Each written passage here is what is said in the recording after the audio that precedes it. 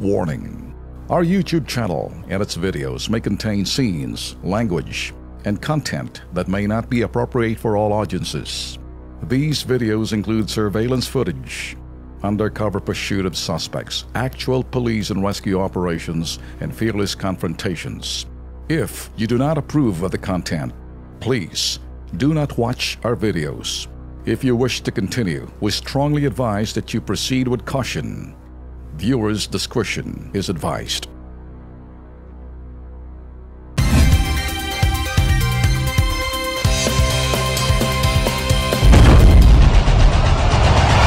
Luzon, Visayas, Mindanao, handa na ba kayo? KB, Kilos Pronto! KB, Kilos Pronto! Serbisyong totoo mga boss, ito ang sumbungan ng bayan. Ora mismo, aksyon agad at maaasahan. Sunod-sunod ang kilos sa pagbabalita. Nakatutok ang mata sa problema na nakikita. Lahat ng question ay may solusyon. Sa bawat hinaing katumbas ay aksyon. Kilos Pronto! Di ka na magtitiis at mabibigyan ka dito ng resulta mabilis. Dahil ang bitag, walang pinapalagpas. Sa tropang Ben Tulfo, wala kang ligtas. KB, Kilos Pronto! KB, Kilos Pronto! Ipaglalaban ng karapatan, problema'y matutugunan. Maraming katanungan dito ay masusolusyonan. Kilos Pronto! Kakampi ng masa, humanda ang lahat. Sa bawat abusado, ito na ang katapat. Napakatibay na programa na inyong hinahangad. Walang patumpik-tumpik at kumikilos agad-agad. Kilos Pronto! Ang ating sumbungan, madali lapitan at agarang kang matutulungan. Na kahit anong krimen, handa naming harapin. Basta hustisya'y makamit, lahat ay aming gagawin. KB, Kilos Pronto! KB, Kilos Pronto! KB, Kilos Pronto!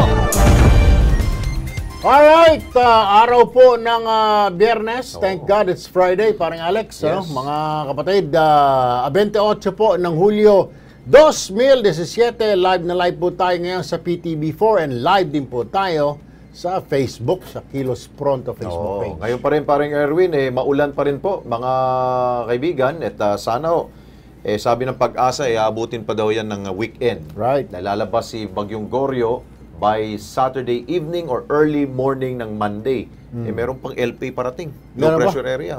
Goryo, sa pwede si Goryo, si Honrado, o si Hector. Pwede, letter H, no? Ay, di ba? H na, siyempre. Okay, kaya maghanda ho. Yung mga sinampay, ha? Yun. Ano ba yun? May sabon na kahit na walang araw, mabango pa rin. Yun ang bilihin ninyo. Kasi naging... dahil walang araw natural. Siyempre, tuloy-tuloy yan. Ipapatuyo mo yan sa medyo may bubong. Of course. At siyempre may hangin. Kung walang hangin po, ay nako, maho yung inyong mga damit. Mukhang may katsitsas yung damit. Ew, sabihin ng kaopisina mo. Okay, pare. Imbestigahan at serbisyo publiko, umpisa na. Co-op ng pulis at sundalo, inireklamo kahit bayad na ang loan, panay pa rin ang kaltas sa miyembro. Alamin sa Kilos Pronto. Mga taga San Isidro, Northern Samar, nagpasaklolo, sirang kalsada sa kanilang lugar. Kailan kaya papansinin ng gobyerno? Alamin sa Kilos Pronto. Obrero, ginigipit, kasalanang hindi ginawa. Pinaaming pilit ng among malupit. Alamin sa Kilos Pronto. At pagawaan sa Malabon, di pata sa empleyado. Nangiipit ng benepisyo, wala pa sa minimum ang pasweldo. Alamin sa Kilos Pronto. Sumbungan, imbestigahan at balitaan. Kilos Pronto, umpisa na! Alright, hindi na po kami magpapatumpik-tumpik pa dahil diretso na po tayo sa public service. Sumbong Metro agad tayo, parang Alex. Yeah. Isang police na nag-loan sa isang kooperatiba ng halagang 23,000 pesos lang, ha? Na 2 taon lang dapat babayaran. Ay, Diyos ko por Diyos por Santo. 9 na taon niya na raw binabayaran. Hanggang ngayon, kinakaltasan pa rin ang kanyang sweldo. Ito po, panoorin natin.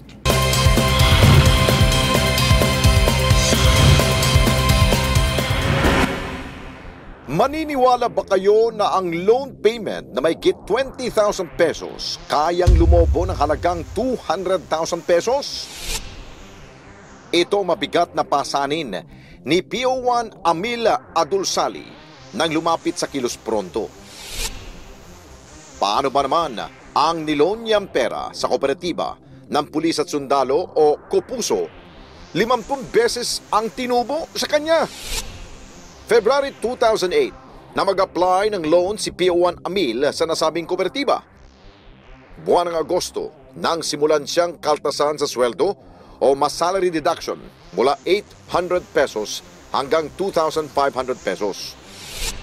Ang buong pag-aakala ni PO1 Amil, mababayaran na niya ang utang sa loob lamang ng 2 taon. Ang kaso, laking gulat niya nang mula 2011 hanggang ngayong 2017, kinakaltasan pa rin siya ng Kopuso. Sinubukan niyang lumapit sa tanggapan ng Kopuso pero hindi naman daw siya hinaharap ng accounting department. Kaya naman, humihingi ng saklolo ngayon ang mamang pulis sa hindi matapos-tapos na utang sa Kopuso. Kasama natin ngayong hapon po si PO1 Amil Abdul Salih. Alright, magandang hapon sa iyo, PO1. Ano?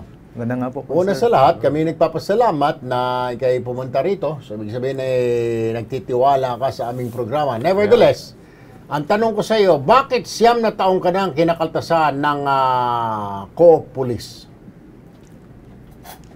Ano ba ang usapan ninyo pala muna? Kailan ka, ito, kailan ka nag-loan? 2008, sir. 2008. Oo. Anong usapan ninyo? Ilang taon mong babayaran ito? Siyempre, sasabihan ka niya. 24 months, sir. So, ibig sabihin, 2008, 2010. 2 years. Dapat 2010, bayad ka na. Oo, sir. Ha? Oh, sir. 2017 na ngayon, paring Alex. nga eh. Mukhang sobra-sobra na. May kumikita na rito. Sobra-sobra na binayad mo. Anong sabi ng, siyempre, kinausap mo sila, tinawagan mo ba itong co-op police na ito? Pumunta ako, sir, nung last 2016 February. Kinausap ko, sir, hindi ako in-entertain. Ano sabi? Mag-ano lang muna ng ledger. Tapos yung passes ko, sir, galing Jinsan, ano lang, 15 days lang. Ang ledger, 1 month. Tapos di nila ako entertain. Kaya napilitan na ako umano dito sa inyo, sir. Na, Alright, sandali Kasi- lang po, sir. Actually, may dalawang options tayo. No? Meron po pwede tayong kausapin natin yung PNP Finance para kagad na i-stop nila yan. Dahil kahit wala akong record niyan, common sense, sentido common, sasabihin ko, sobra-sobra na ibinayad mo dyan. Yeah. Unless kung kinakaltas sa'yo, piso kada sweldo. Wala. Hindi ka pa yan bayad. Pero, Laki nun magkano kinakaltas sa kanya? 2,527. ang Every sweldo niya. every sweldo, Sobra Panginoon ko. Nasa linya po ng aming telepono si Augusto Valles, ang Supervising Cooperative Development Specialist ng Cooperative Development Authority o CDA. Magandang hapon po, Sir Valles. Magandang hapon po, sir. Sir, meron po kami dito ngayon, isang pulis po na galing pa ng Mindanao. Sinadya kami dito sa Maynila para magpatulong dahil itong isang kooperatiba, I don't know kung narinig nyo na itong co-op police na ito. Ito hindi, dapat palitan ang pangalan ito, hindi co-op police, dapat co-op tulis tulisan Akalain mo, sir, nag-withdraw yung kawawang pulis na PO1 ng magkano winidraw niya para 23,000 23,000 noong 2008. 2017 na, sir, nagbabayad pa siya at ang bayad niya monthly, paring Alex, is magkano? 2,527. 2,527 kada buwan, sir. For the past, almost, 9 sir? years 9 years na, Sir Valles. Regarding po sa complaints na yan, ito po yung ata yung kooperatiba ng pulis at sundalo. Yun. Right, Oo. opo. Veterano. Co-op police po, hindi co-op tulis. Sorry po. Sir, yung kooperatiba na to, nung early 2014 and 15, may mga complaints similar kay Sir Amil Abdul Salih. Tama, Amil sir. Abdul Salih. Opo. May Siya nga. similar complaints na umuutang lang ng 33,000 na dapat payable in 24 months. Yun. Nagtra-drag on for 5-6 years na Tama. 500,000 ang bayarin nila. Oh. Ngayon, nag-conduct ng examination, sir, ang CDA doon sa kooperatiba dahil nasa complaint ng previous na complainants, na found out na yung system nila, pag mayroong default ang borrower, automatic siyang nagre-recompute na to the advantage of the borrower. Ngayon, naggumawa ng recommendation ng CDA na yung mga complainants na i-formalize nila yung complaints. Bibigyan ng CP ang pamunuan ng cooperative at saka yung CDA for CDA to act. So, sinokos natin yung kooperatiba.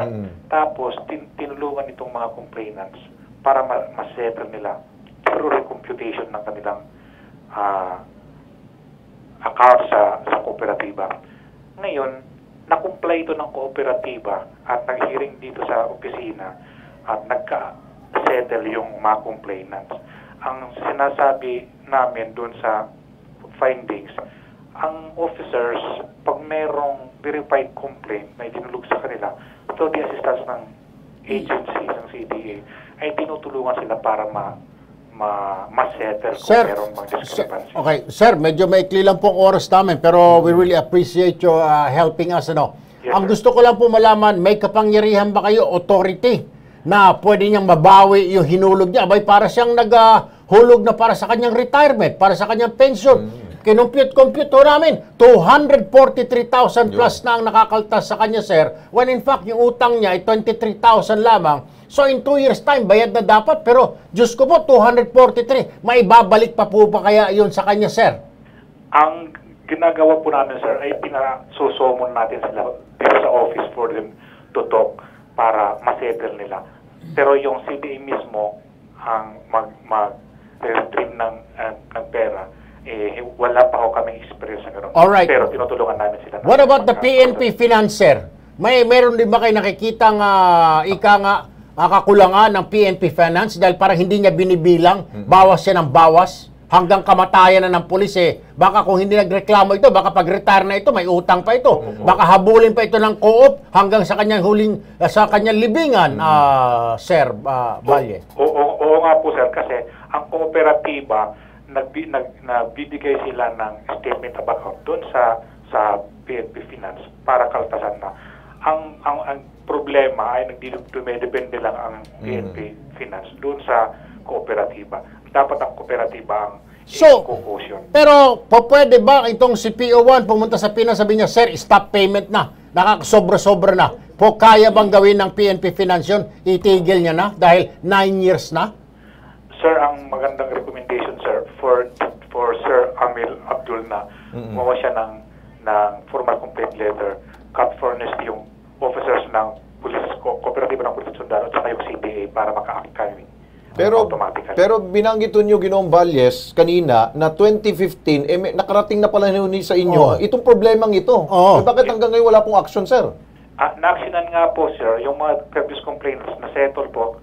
Kasi napag-usapan doon sa mga pero ginawa na naman, sir, ito So parang you just slap their hands, pero parang sinasabi, tuloy ang inyong pagninegosyo. Dapat ho ito, aside doon sa pinagbayad nyo, dapat meron na ho ito mga reprimand, warning na ipasara na mga ganitong klaseng. Malinaw pa sa sikat ng araw na panunulis ang tawag dito para mga tulisan itong mga hayop na ito, sir. Ipapalap natin po yan, sir, kasi may mga conditionalities na pag hindi nasunod. Ibigyan sila ng kaukulan. Anyway, sir, since kayo in charge dyan, kayo sa Cooperative Development Authority, kayo po in charge yan na magpupulis sa mga yan, na hindi kawawa, dehado ang mga nangungutang sa kanila. Yes, sir. Okay, sir? Yes. Sige po, maraming salamat. Asahan ko po yan, sir, na iimbestigahan nyo ito. Kasi kung kailangan ipasara. Ano po? Tama. Yes. Sige po. Sana makabot sa amin po yung formal complaint, sir. Sige po, papapuntahin ako namin dyan agad sa Lunes. Samantala, mga kapatid, paring Alex, nasa linya ng telepono si General Leonardo Carlos. Ito, kaibigan natin, ng tagapagsalita ng PNP. Magandang hapon po, General Carlos, sir. Yes, Sir Erwin. Magandang hapon mula po kay Chief Deputy Police Director General Ronald De La Rosa. Magandang hapon sa inyong lahat. Ay, lalapit po talaga namin ito kay PNP Chief, sir. Itong reklamo ng isang pulis natin, taga Mindanao pa ito. Taga Jensan pa. At sumadya rito, sir, para mapatigil na itong pagkakaltas ng finance dahil sinasabi raw ng kooperatiba na co-op police, may utang pa siya. 23,000 lang yung kanyang inutang, sir, ng 2008. Hanggang ngayon ay nagbabayad pa siya ng 2,000 plus a month. Kung susumahin, sir, ang naibigay niya na sa co-op niya, 243,000 na, General Carlos. Kaya kami siguro lalapit na para at matulungan nyo rin po siya ito ngayon at masabihan yung finance na pakitignan or stop payment na siguro dito sa co-op, sir. Sobra-sobra na ito, General. Well, mukhang malaki nga po yung naibayad, ano, sa kanyang inutang. I think the best is kung maaari po siyang dalhin niya kung ano yung mga dokumento na napirmahan niya o authority na ibinigay niya, natin sa finance service. Kasi kung yan ay salary deduction, maaari po natin kaagad na matulungan yung automatic salary deduction. I will refer him directly to the finance service. Ay nako, sobrang daming salamat, sir. Alam mo, medyo, itong pulis natin ito, pulis probinsya o ito. Medyo hindi kabisado yung pasikot-sikot dito sa Maynila. But nevertheless, sir, sige po, sir, ganun na lang siguro sa Lunes. Dadaan po kami sa inyong tanggapan para mabigyan nyo ng note ng finance service. Matulungan po itong batang pulis natin, sir. Sige po, importante po yung kanyang mga pinirmahang papeles dahil sa tingin natin, masyadong malaki yung kanyang ibinayad sa talagang sobra na. Sobra. Nako, alam mo sir, pwede niya na itayo ng bahay yun, 243,000 doon sa Jensen. Yung ibayad niya, pero po pwede ba yan, sir, mai-reimburse sa kanya? Babawi. Would you happen to know kung may mga cases na ganito na sobra ang binayad ng pulis ninyo, nababawi nila na i-reimburse sa kanila? Yeah. Retroactive. Maaari po yan. Pagka ma-review po yung naibayad, kailangan mo yung mga dokumento na pinirmahan niya. Meron mga ating pagbabasihan. Pati payslip nandito, hawak, sir. Lumaki pa yung kanyang binabayad. Ay, ang concern lang po niya, sir, mapatigil na kaagad ito kasi yung anak niya, kaya raw po siya nag-loan, sir, bata pa yung anak niya, nagkasakit. Ngayon, nasa high school na ho yata. Mas lalo magkakasakit. Mas kailangan niya ng pantuition. But anyway, sir, salamat po, General Carlos, sir. Wala pa man. Sasamahan po namin siya sa Lunes sa inyong tanggapan. Sige po, expect namin sa Lunes. Sasamahan sa... Thank you. Thank you po, General Carlos, at thank you po kay General Bato de la Rosa, sir. Oo. O yun, PO1. Relax lang, ha? Ibabalik yung 243. Ito yung sabihin natin kay PO1. Huwag ka mawala ng ng gana sa gobyerno natin, ha? Patuloy pa rin ang serbisyo. Hindi naman kasalanan ng gobyerno. Kasalanan ng co-police. Pero I mean, pag nawala ng gana ang pulis dahil sa tawag nito, yung pagkakalta sa kanya, diba? Nawawalan moral niya. Isipin mo nila na parang nag-impo ka sa bangko. Ayun. O marirecover mo 200,000 plus. Sana may babalik sa'yo. May babalik yan. Mababalik yan. Pag hindi pwede, talagang kaya rin lakas mo ba ako kasi dito kayo, sir. Sige. Bueno. May resulta yan. Meron. Okay, dito tayo. Mga ka-KP, solusyon tayo. Vendor ng gulay na halos 4 na buwan. Ito, ibang kaso naman to. Binibitin daw ng isa pong kumpanya ng sasakyan para sa kanya pong biniling bagong truck. Sa wakas magagamit na ho niya at makatinda na ho siya ng kanyang gulay. Panoorin po natin.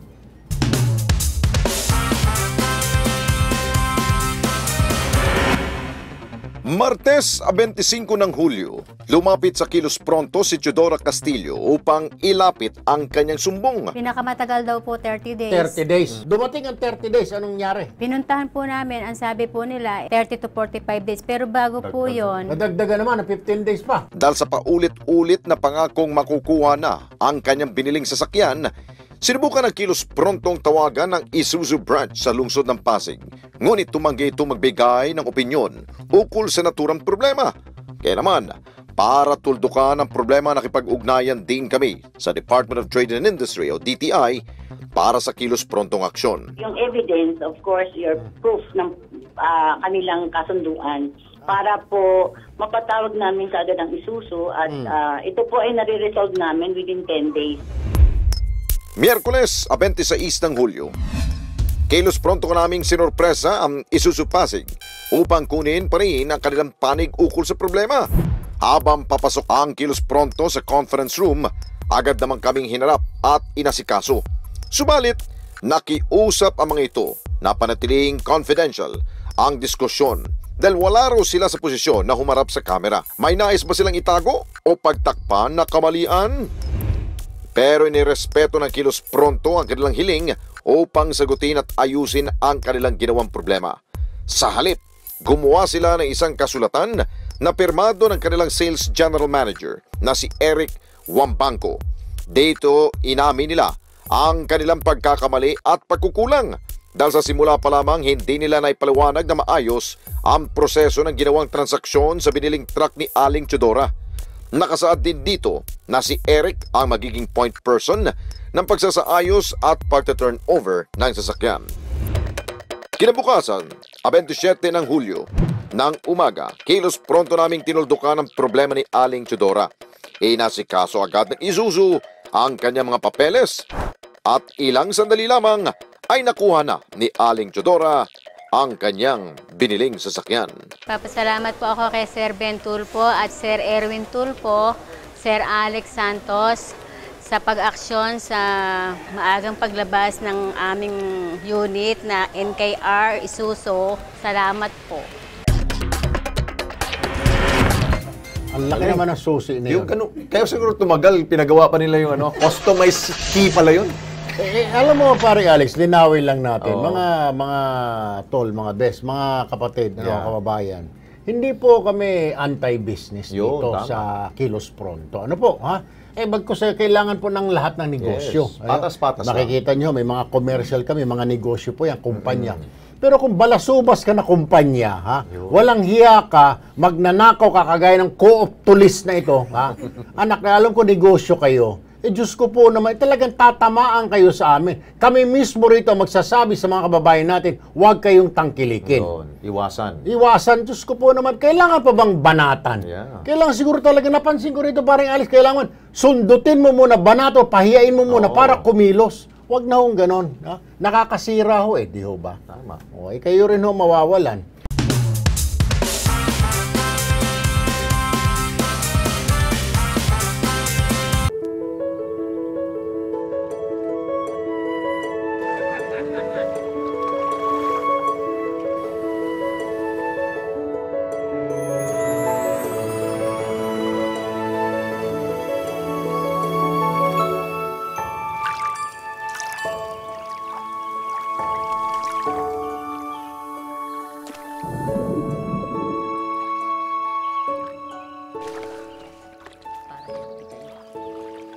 The fish are eating. So should you, anak.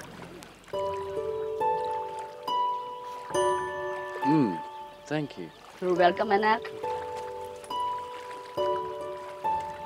What does anak mean? It means my child.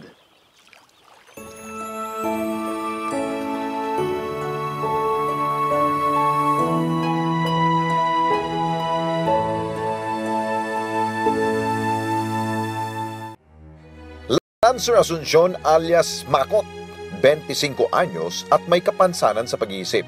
Ipagbigay alam kina Kenneth Asuncion at Joey Asuncion sa numerong 0936-421-3479. Michael Tino, 39 anyos, huling nakita noong Pebrero 16. Tawagan lang si Estrelita Tino sa numerong 831-3837. Alright, nagbabalik po ang Kilos Pronto. Sumbong Metro na naman tayo, ha? Isang delivery truck driver ang sapilitan daw na tinanggal sa kanyang trabaho. Ang sumbong po ni Junelo Gatman, laking gulat daw niya nang bigla raw siyang ipinatawag ng kanyang amo na si Carlito Go, may-ari ng Long Haul Incorporated. Pinagbibintangan daw siya nito na ipinapaihi o ibinibenta ang gasolina. Pag sinabi mo pinapaihi, mga kapatid, kababayan, yung sisip-sipin mo, yung gasolina o diesel, galing sa lang para ilagay sa container at ibenta. Tama. Na nakakarga sa truck na kanya minamaneho. Dahil sa paratang daw nito sa kanya, ay tinanggal siya sa kanyang trabaho. Pilit din daw siyang pinapipirma sa isang kasulatan na katunayan na na hindi siya maghahabol o maghahabla sa kanilang kumpanya na Long Haul Incorporated. Hindi rin daw ibinigay ng kanyang amo na si Carlito Go ang kanyang huling sahod na mahigit 10,000 piso. Ayun. Kasama natin ngayon sa studio si Jonel. Jonel, magandang hapon sa iyo. Magandang hapon po, sir. Alright. Bakit pinagbintangan na ikaw ay ika nga paihi? Ano ang basehan? Ganon, sir, yung pagpakarga ko po sa oil po. Na umaga po, kumarga po ako. Tapos pag ng gabi, kumarga ulit ako. Yun lang po. Bakit nga naman dalawang beses ka nagpakarga? Parang kinabukasan po, hindi na ako magpakarga. O, sandali lang, paring Alex, narito Yeah. kasi sa linya ng ating telepono, ang may-ari mismo na si Carlito Go ng Long Haul Incorporated. Magandang hapon po, Ginoong Go. Sir? Sir Carlito? Hello? Opo, good afternoon po. Si Erwin Tulfo po ito, kasama si Alex Santos. Live po tayo sa PTB4. Ito po ang programang Kilos Pronto, sir. Opo. Okay, public service program mo tayo. Narito po yung dati yung driver, sir, si Jonel, Lugatiman. At lumalapit po siya sa amin dito. Actually, hindi na po siya interesado kung siya itinanggal ninyo. Ang interesado po siya mabigay yung kanyang sweldo na 10,000. Sir. Oo, kasi di pa naman sa sweldo itong Monday, sa sweldo naman. Sa Monday na. So, sa Monday na ibibigay sweldo? Oo, may sweldo naman Monday. Yung okay. 10,000, sir, no? Basta kung nakailang biyahe siya, naka-record naman po yun. Okay. Kasi yun na nga ho, ang gusto lang naman niya, Mr. Go, makuha po yung sweldo niya. Pero ang pinipilit niya nga po na siya po inaakusahan ninyo na ika nga paihi, hindi na po siya interesado doon. Ang gusto lang po niya makuha yung kanyang sweldo. Oo, sa Monday naman may sweldo. Monday 15:30 ang sweldo namin. 15:30. So, sa Monday po, pwede na makuha niya ng sweldo niya. Oo. Alright, okay. Anyway, Mr. Go, next time mo siguro, ganito na lamang, sir. Para kung may duda kayo sa mga driver nyo, lagyan nyo po ng CCTV ng yung truck ninyo para hindi kayo nagdududa na baka kayo niloloko ng mga driver nyo. May mga ganun po, may mga camera yung TV. Pero hindi talaga duda dahil meron din kaming CCTV dun sa gas station na nagpapakrudo siya na gamit na nakaw na card doon sa isang truck namin. Anyway, that's beside the point, sir. Abay, kung ganyan man, kung gusto niyo maglabanan ho kayo sa korte, ang sa amin lang po dito, ang hinahabol namin, yung kanyang sweldo, Mr. Go. Back pay. Sige po, salamat po. Monday pa naman ang sweldo. Alright. Anyway, Sabado po bukas, Linggo, so sa Lunes po. Sasamahan po namin para sigurado makuha niya yung sweldo niya. No problem. Sige ha, okay. Sige, Mr. Carlos, Mr. Go. Mr. Carlito Go. Carlito Go. Let's go. Ayun. Mang Junel, narinig mo? Let's go sa Lunes kay Carlito Go. Alright? Sa long haul. Mahihain si Junel. Mahihain nga eh. Pero okay na. Medyo hindi na nahiya. Dahil makuha niya ng sweldo. Hanapan ka namin ng trabaho sa short haul ka. Para mabilis na yung biyahe. Mabalikan. Okay, pare Erwin, dito naman tayo para magkaroon po tayo ng ngiti bago magtapos po itong Hindi, malayo pa May 30 minutos pa. Ito na. Gusto nyo bang isa pong tahimik at relaxing na bakasyon? Ay, oo. Pero yung mga anak natin, walang eskwela, no? Hindi ko kayo bibiguin ng probinsya ng Albay. Naku, ang ganda bisitahin po niyan. Sige na nga, panoorin natin. Na-excite ba kayo sa action-packed trail last week all the way to the Black Lava Wall? At natakam sa iba't ibang putahe drenched in thick gatain sili? This time, it's going to get hotter as we bring you more of Bicol's perfect destination, Albay.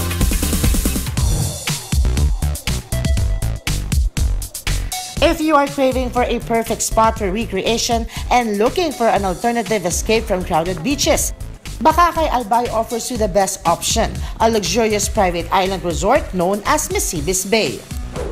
Built on a pristine coastline, Misibis Bay offers diverse activities and exquisite leisure facilities such as the Infinity Pool, Lagoon Pool, and elegant villas, poolside playground, a private sanctuary to spend quality time with your family. Kaya sulitin na ang activities habang nasa Misibis. So I'm gonna try one of their water sports here, yung kanilang jet ski, which is definitely one of my favorite.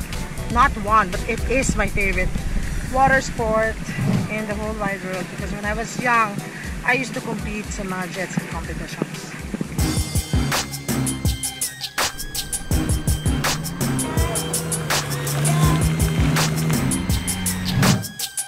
Go sailing with your buddies sa makukulay na kayak boats.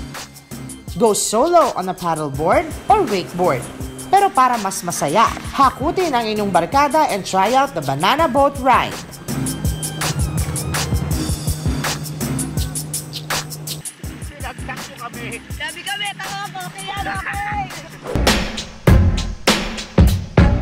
If there's one thing that will keep you coming back to Bicol, it's their ginataan specialties, made extra special with strong chili spice.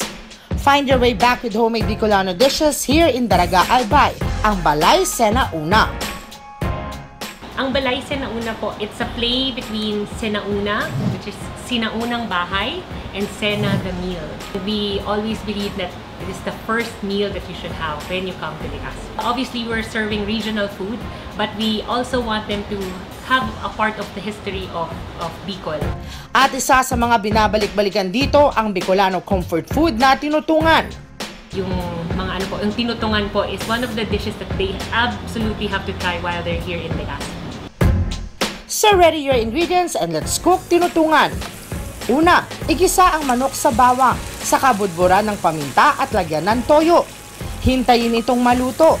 At ang secret sauce, sinunog po namin yung nyog and then papausukan po namin siya hanggang masunog po yung meat niya. Tapos saka po namin kukunin yung gata. So it gives a natural smoky flavor to the dish. Ang pinigang gata mula sa sinunog o tinutong na nyog ang magsisilbing flavor ng ulam. Add chili. Pagkatapos ng ilang minuto, ilagay ang laing and mix until it simmers. After 2 more minutes, tinutungang manok is ready to serve. Who would have thought you can get any closer with the majestic Mount Mayon? 1 hour trip lang yan, at you can stand halfway through its slope in Mayon skyline. It's the perfect place for your #perfect destination shots.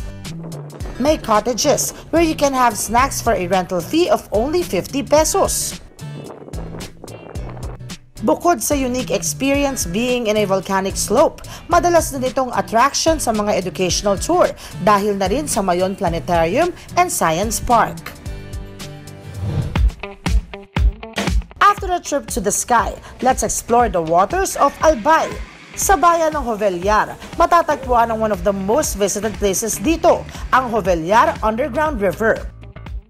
10-minute walk lang mula sa base, siguradong ma-excite kang lumangoy sa sparkling blue-green waters. It's also one of the best spots for cliff diving. At the end of the river is a cave waiting to be explored.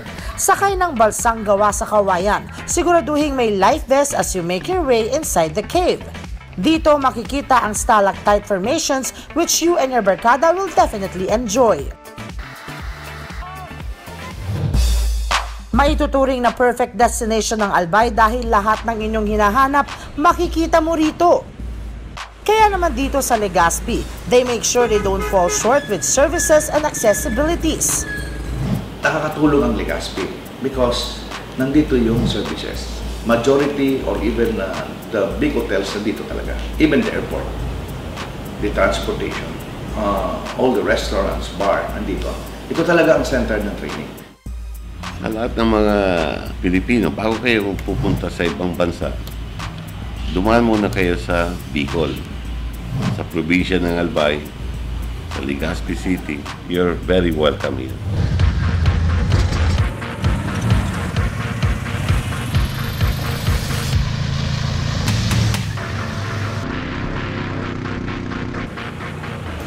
Kaya dive into Bicol's perfect destination ngayong linggo, alas 7 ng gabi sa iTravel Pinas. At sa pagbabalik na Kilos Pronto, tutugunan ho natin ang reklamo ng mga residente ng Barangay Alegria, San Isidro, Northern Samar sa kanilang maputik at hindi sementadong daan.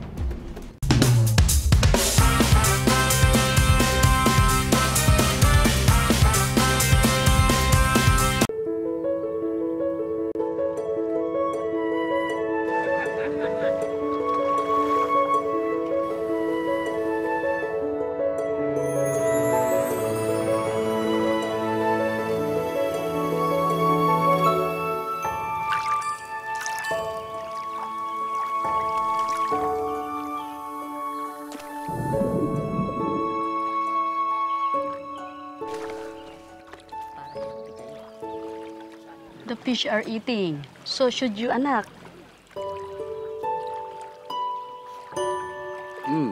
Thank you. You're welcome, anak. What does anak mean? It means my child. Okay,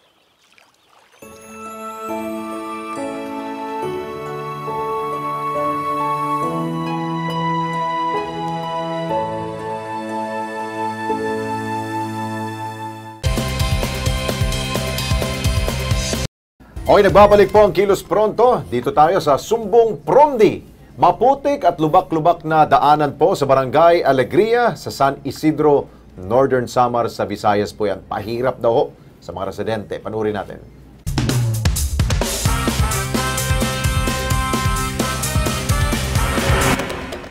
Kalsada na nagmistulang lubluban ng kalabaw dahil sa kapal ng putik. Ito ang matagal ng problema ng mga residente ng Barangay Alegria, San Isidro, Northern Samar. Ayon sa isang concerned citizen na nagpadala ng mensahe sa Kilos Pronto text hotline, halos 3 dekada na raw silang lumulusong sa maputik at matubig na kalsada. Sa video na kanyang ipinadala sa Kilos Pronto, makikita na animoy maliit na sapa ang kanilang kalsada. Ang ibang bahagi naman ng kalsada, animoy taniman ng palay. Madami na rin daw mga motorista ang naaksidente at nababalahaw sa lugar. Pero ang lokal na pamahalaan ng San Isidro, tila nagbubulag-bulagan at hindi nakikita ang problema ng kanilang mga residente. Kaya naman panawagan ng Kilos Pronto, huwag na natin hayaang tuluyang lumubog ang matagal ng pahirap na daan sa Barangay Alegria, San Isidro, Northern Samar. Okay, siguro madali na naman siguro bigyan ng solusyon to parang Erwin, no? Dahil siguro yung governor ho ng Northern Samar, sir, kung kayo po'y nanonood dito sa Kilos Pronto, I'm sure meron kayong gagawin dito. Dahil, sa Samar ba yun? Considered as provincial road to. Akala ko, yun yung resort ng mga Abu Sayyaf sa Hulon. Nakapunta na ako doon eh. Ganyan itsura. Akala ko naman na sa Samar pala yun. Tinatawagan natin parang Erwin, ang Provincial Engineering Office ng Northern Samar. I'm sure, kung siguro... Babalikan natin mamaya. Babalikan natin tatawagan natin. Samantala, dito muna tayo, Sumbong OFW naman. Humihingi po ng tulong ang OFW na si Verna Pascual. Domestic helper po siya sa Jeddah, Saudi Arabia na agad makauwi na sa Pinas. Hindi na raw kasi matiis ni Verna madalas na pananakit sa kanya ng kanyang amo. Pinapalo ng kahit anong bagay na madampot, kinukurot sa mukha. Madalas ay sinasabunutan pa siya ng kanyang among babae dahilan para malagas na po ang kanyang buhok. At kamakailan lang ay binubuhusan daw siya nito ng kumukulong tubig sa katawan. Grabe. Ilang beses na raw siyang nagsumbong sa kanyang agency, ang Shiba International Agency. Pero sa pilitan daw siyang pinapagawa ng kanyang amo ng isang sulat, katunayang gusto pa niyang mag-extend at magtrabaho doon. Diyos ko po, narito po ang ipinadalang panawagan ni Verna sa Kilos Pronto. Tulungan niyo naman po ako. Nakikiusap po ako. Buong puso po ako na magmakauha po sa inyo. Baka pwede naman po na hindi natawagan ng agency yung amo ko. Kuhanin na lang po ako dito. Dahil pag tinatawagan, lagi po ako napapahamak eh. Dahil bago po ako puntahan dito, nakakagawa na po siya ng kung anong paraan. Nagagawa niya na po na i-frame up ako. Katulad po ngayon, tumawag yung agency, may pinasulat na naman po siya sa aking papel na pumapayag ako mag-extend hanggang August 13. Tapos ang nakalagay doon, na-receive ko lahat ng salary ko. Hindi naman po yung totoo. Lahat po ng pananakot, ginagawa niya sa akin. Para kumustahin natin ang tunay na kalagayan ni Verna, kasama natin sa studio ang kanyang kapatid na si Virginia Kilala. Virginia, good afternoon. Good afternoon. Kailan mo huli nakausap si kapatid? Verna. Actually, Verna? sir, hindi po namin siya nakakausap ng personal na madalas. Pag tinawagan namin siya, sir, ang bali, yung cellphone ng boss niya po ang tatawagan namin. Tapos, cellphone. Wala ba siya cellphone? Kinuha nung boss niya, Kinuha? sir. Opo. Matalino yung matching na yung hayop na yun. Ano? Para sa isyong yan, makakausap natin ngayon si Miss Charo Truso, ang Recruitment Officer ng Shiba International Agency. Magandang hapon, Miss Charo. Ay, sir. Magandang hapon po. Si Erwin Tulfo po ito at Alex Santos. Live po tayo sa PTV4. Ito po ang public service program na Kilos Pronto. Apo. Alright, diretsahan tayo. Kailan mapapauwi si Verna? Sir, August 13 po. Hindi. No. At August 13. Yes po. Mapapauwi yung buhay yun o patay na? Kasi kung 13 pa iuwi ninyo, baka nasa taon na yan. Ma'am, listen to me. Ano po? sinasaktan yung tao ninyo doon, ha? Hindi siya makontak, bago siya matawagan, kailangan kausapin mo ng amo. May problema ho rito. Ano po, nakikita naman na natin, mantakin mo, hindi siya makahawak ng telepono, kailangan tawagan mo ng amo. Kung sasabihin mong August 13 pa, hindi po uubra, baka matpatay na ho yung Berna na yan pagdating dito. Sir, kausap ko lang po siya ngayon, sir. Ay, syempre, ma'am, listen to me, listen to me. Siyempre, kausap, katabi niya yung amo niya, oo siya, ma'am. Okay? Oo siya. Ang gusto ko pong marinig sa inyo, ora mismo, sandali lang, Ma'am Berna, sandali lang po, ha. May kakausapin lang ho ako, pakinggan nyo, ano po, tiga-OWA po ito, si Miss Josephine Tobia, Welfare Officer ng OWA. Sandali lang, Ma'am Charo, ha, pakinggan natin. Ma'am Josephine, good afternoon. Yes, good afternoon po, Mr. Tulfoy. Okay, nasa kabilang linya po si Charo Truso, ang recruitment officer ng Shiba International. May problema tayo si Berna na nasa Saudi Arabia, binubugbog, sinasaktan, binubuhusan ng kumukulong tubig. Sabi ng Shiba, okay daw sa August 13 papauwiin. Pero sabi ni Berna sa amin sa pinadala niyang recording, hindi na niya kaya, ma'am, baka hindi niya naabutan yung August 13. Dahil under duress lagi pag siya pinapapirma na hanggang August 13 pa siya, ma'am. Yes. Pwede bang matanong doon sa PRA bakit August 13 pa siya uuwi? Ayan, nasa linya, ma'am. Charo, sagot. Charo? Yes, sir.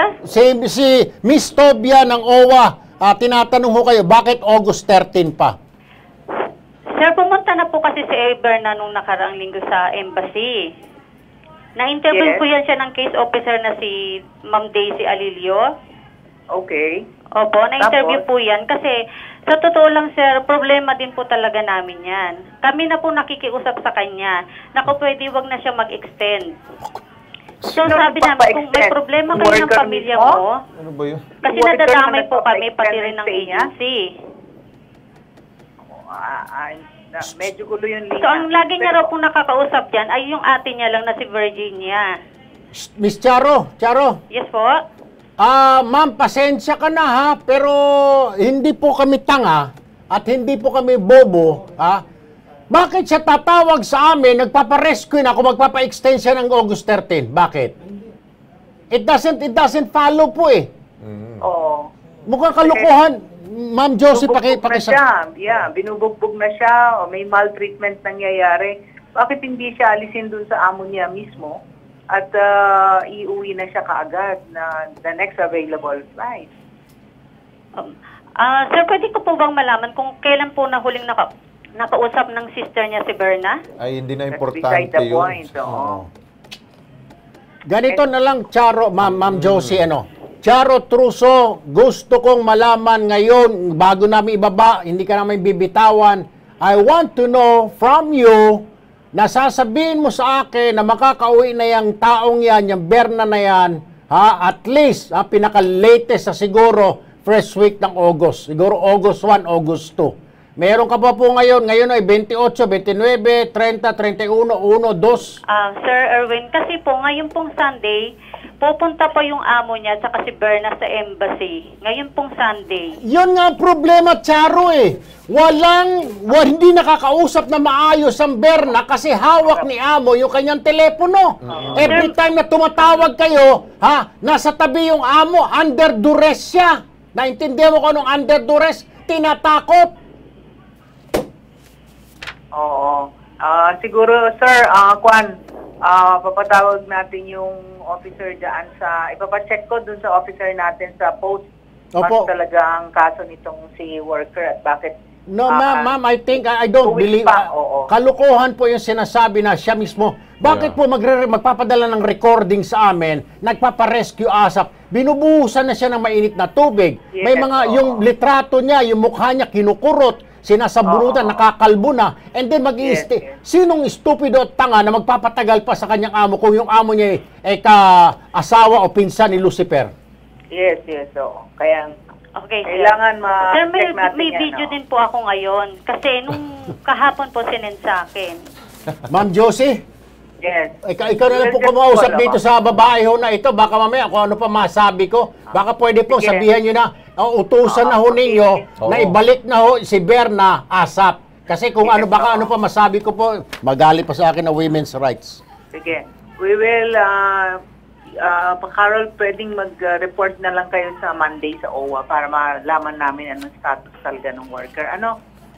Okay, sir. Okay po. Wala Para pong problema. mapauwi ka agad. At Mr. Tulfo, ipapatawag ko rin yung aming officer. Pa-check namin doon sa post. Sige ma'am, papuntahin ko rin. Samahan po namin itong kapatid niya para ma-explain niya dahil meron po siya at saka yung recording na pinadala sa amin, ipapakita po namin na totoo humingi siya ng tulong. Kaya sinasabi ng Charo na yan ng Shiba na hanggang August 13 pa, 2 weeks from now, baka patay na ho pag inuwi ang Berna na yan. Okay, oo nga eh, oo.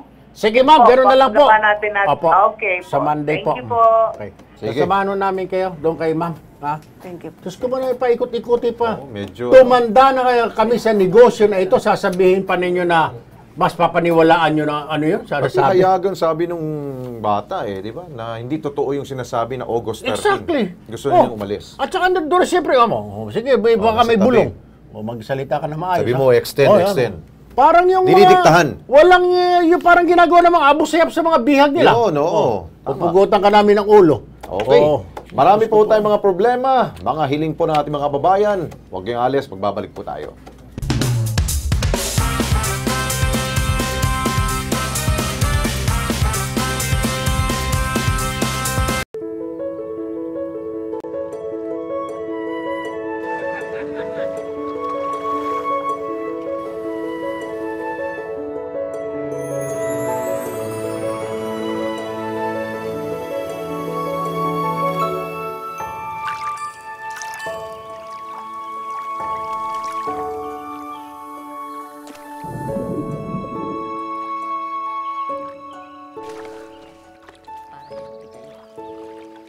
The fish are eating. So should you, anak.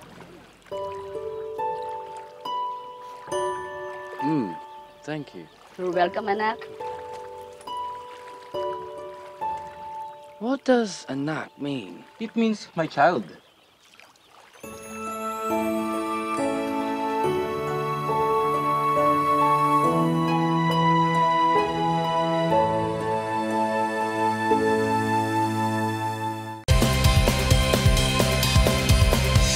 Okay, nagbabalik po tayo. Araw-araw po problema ho ni Mamang Chopper. Ang problema ho, yung mabigat na daloy ng trapiko. Paano pa kung may sira hong traffic light sa kalsada? Abay, doble no yung dagok niyan. Ito, panoorin natin.